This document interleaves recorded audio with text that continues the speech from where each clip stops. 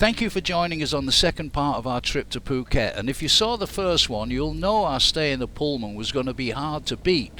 So when we saw My Beach Hotel, we felt we'd step down a notch or two. But we were in for a few nice surprises. For example, the view was absolutely beautiful, but there was going to be a few downers as well. I'll get to that later.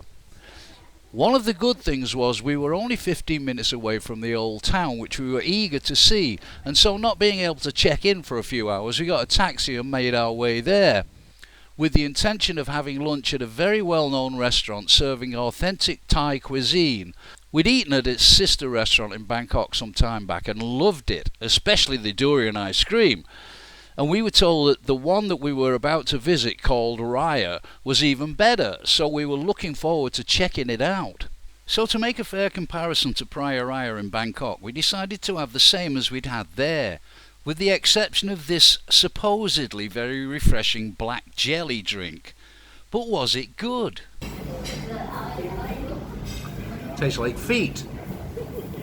I think I've just drank a fluid car tyre. So the bill came to $1,650. That was with the coffee, the black jelly, whatever the hell that was, 2 small beers, and some water, and all the food. Well worth it. Enjoyable, very enjoyable. And we got complimentary mango to finish. Right, now we're going off to the Old Town. And apparently the best part is the Chinatown, and it's supposedly only 5 minutes walk away from here. Okay, time for a short history lesson. The Old Town in Phuket's history was a tin mining town and a trading province. In 1511, Portuguese settlers came to Phuket. These settlers brought Western culture with them, including their technologies, religion and their own architectural styles. The Portuguese settlers employed Chinese workers to build their houses and establishments, and these structures mixed Portuguese with Chinese art styles together, giving rise to the Sino-Portuguese architecture you see today. End of history lesson. This place used to be a red light district.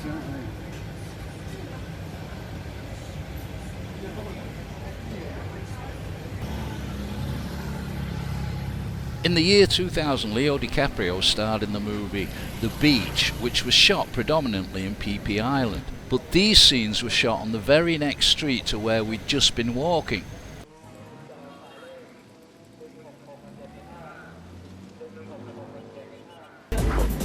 Just keep your mind open and suck in the experience. And if it hurts, it's probably worth it.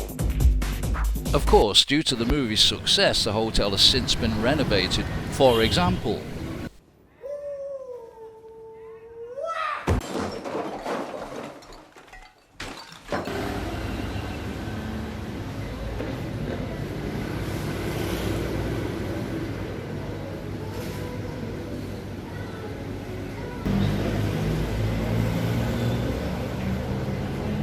if you fall in love with this place and you're thinking of actually coming to live here, one thing to remember is there's no real public transport, no trains, no buses. You have to get taxis or whatever, and the best way to live here is you've got to drive, because taxis here are a lot more expensive than Bangkok. เพิ่มแอร์ครับร้อนมากร้อนมาก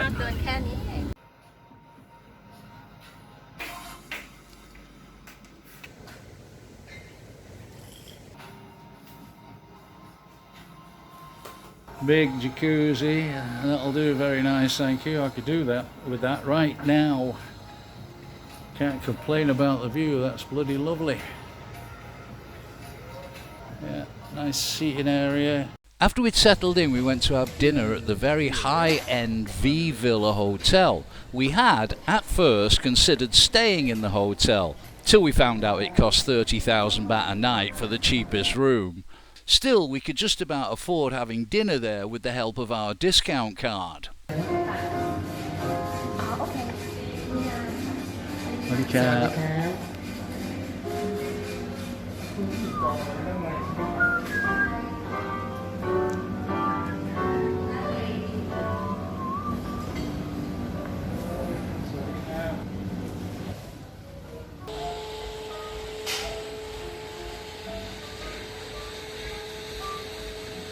This is Minnie. Minnie's just been taking some pictures of us and she's took some really good pictures. Enjoy your dinner. Thank you. My God, that's a big bugger. Japanese Kagoshima beef, 300 grams. This is probably going to be on a sandwich in the morning or something as well because it's bloody huge. Really does cut like butter. And this is snowfish. How much was that, darling? 1,002. 1,002. The dinner was excellent as we expected. But I couldn't finish my steak, so I got a doggy bag and brought it back to the hotel where we decided to have a nightcap on the beach, but changed our minds and instead went back to our room, drank sake, and the wife ordered room service and I made a steak sandwich with my leftovers, which I enjoyed even more than the meal at the restaurant. Good morning, campers. It's about 7 o'clock in the morning. There's 2 boats there. It's one of those 2 that we're probably going to go on today. We'll find out later. I could be completely wrong. Following morning we had breakfast in the perfect setting overlooking the pool and the beach. I had my usual English and I must say the sausages were really good, but let's have a quick look at some of the other stuff that was on the buffet. Beans, fried potatoes, mushrooms, stir-fried noodles, stir-fried beef, salad and cold cuts with pastries, fruit juices, teas, coffee and more.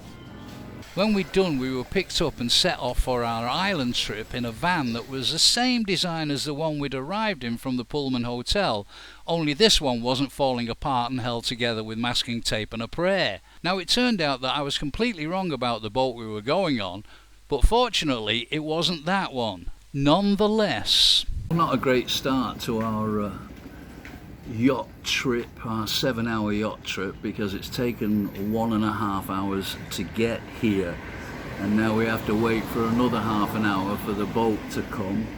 I thought it was going to be just a few people on the boat, but there's actually 20 people in there at the moment, so 3,700 for supposedly 7 hours. I don't know how that works. We do get dinner on the boat, but I don't know what that's going to be like. Anyway, not feeling great. That was an understatement. I was quietly fuming. Once we finally got on the boat, we decided to cool off in the air-conditioned cabin, which unfortunately smelled very strongly of engine fumes, so I got out of there. But I cheered up when I saw the food laid out for us, which was actually quite good. Then I found out that it was going to take another 1.5 hours to get to our first stop. Still, I soon settled down and got into the relaxed vibe, having a look around and enjoying the magnificent views, the clear blue waters, and the gentle rhythm of the boat.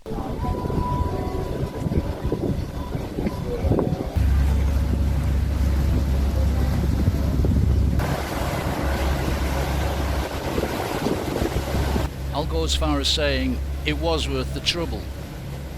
Of course, it probably would have been better if we'd got a plane.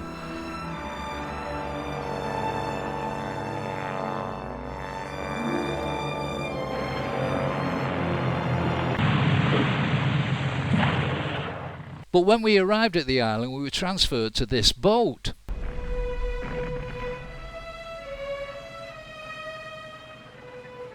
Okay, I lied. We were actually transferred to this long-tail speedboat.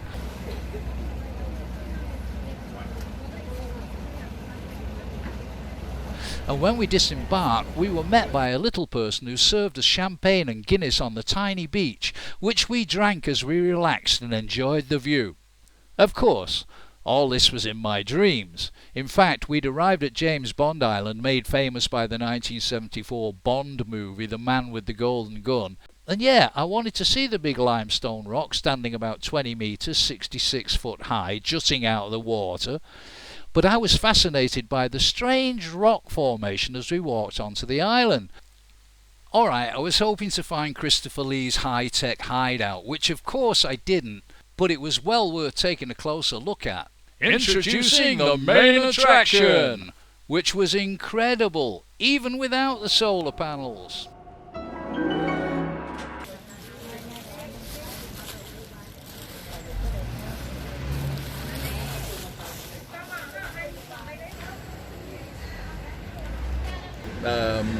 James Bond Island, it fascinates me because most of the people were there weren't even born when that movie was made, so they were probably thinking, What's this got to do with Daniel Craig? After a quick 40 minutes on the island, we went back to the boat and were pleased to find a sushi lunch waiting for us. Unfortunately, the sushi left a lot to be desired, but on the upside, even though it was Maka Uja Day, and like all religious festivals in Thailand, drinking alcohol is banned on the day. But because we were on the high seas, we could drink, and like all the other soft drinks, the beer was free. We were having fun already, but the real fun and the highlight of our island tour was just about to start. A trip around the next island on a rubber dinghy rowboat. Michael, row the boat ashore. Hallelujah.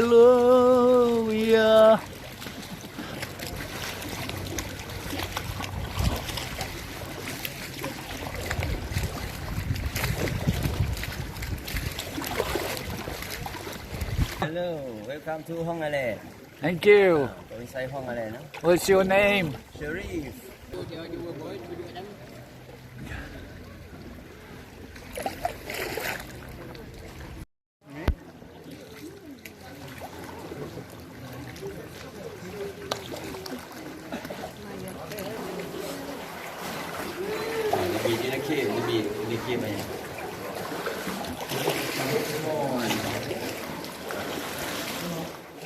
If you're going to get comfy on a rubber dinghy rowboat, I like saying that, rubber dinghy rowboat. That's how you get comfy. Now they say that Jesus could walk on water, but did you know that fish can walk on land? I'd heard about it, but I'd never seen it for myself. Take a closer look. Wow, amazing. How cute is that? ห็นไหมลูกอายเห็นไหมลูกอายนู่นขึ้นละขึ้นละขึ้นละไป Yeah, yeah. walking keep walking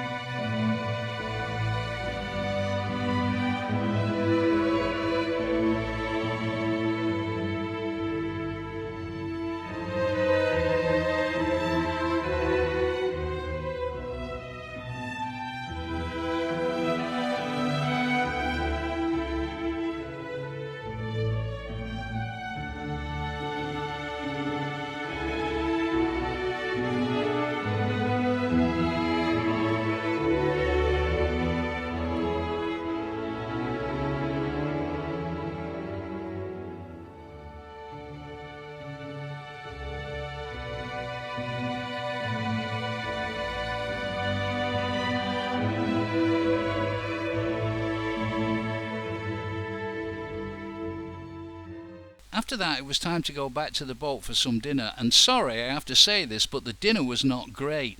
Dry, hard chicken kebabs, soily prawns, and overcooked spaghetti with mincemeat and tomato ketchup masquerading as spaghetti bolognese. So you don't mind me posting this on YouTube, do you? Yeah. You sure? No problem. Yeah. Okay. Then we check it up. So Write in the comments. I might put you on the thumbnail of this of the video. Perfect. Okay. We got a lot of views in that. And Don't forget to watch Thai Life and Beyond. Yes. Yes. Check it out. Check it out. Now, swipe up. Cheers, guys. Bye. Bye. Livia and Loris were great fun and obviously having a wonderful time on their extended travels. It was really nice to meet them both. And speaking of having a great time, admittedly it was a bit of a pain getting to start our island trip, but once we were on board it was all good fun. Of course we had a 3-hour trip on boat and land to get back to the hotel, but we were in good spirits and enjoyed a few beers sitting on the deck, watching the sun go down and the moon come up at the same time. So that's it, home by 9:30, bed, breakfast, a little paddle and on to the next leg of our Phuket trip. Hope you can join us on the next one. Have a good one. Ta-ra for now.